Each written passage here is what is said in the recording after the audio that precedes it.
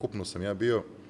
49 puta u poseti, što sa majkom, a više puta posle kada sam malo porastao, išao sam i sam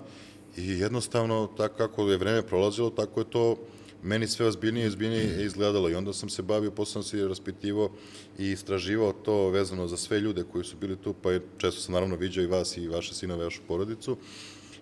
i generalno koliko u stvari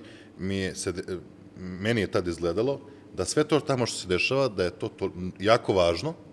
a da ljudi u Srbiji to apsolutno ignorišu. Meni je to tako izgledalo, takav sam imao utisak da jednostavno ljude nije bilo briga, jer su neke one zanimljivosti samo znali, o tome generalna javnost, dakle ne mislim na stručnu javnost, ili da se to svodilo sve na nikad izvini, one skečeve što su bili, ili tako neke stvari, da jednostavno ozbiljnost svega toga, sudbine tih ljudi i generalno način na koji oni žive i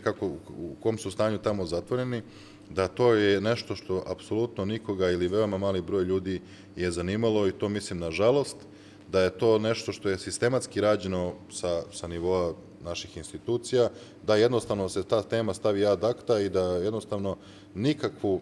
pažnju u našoj javnosti ili u medijima ne zavređuje to kako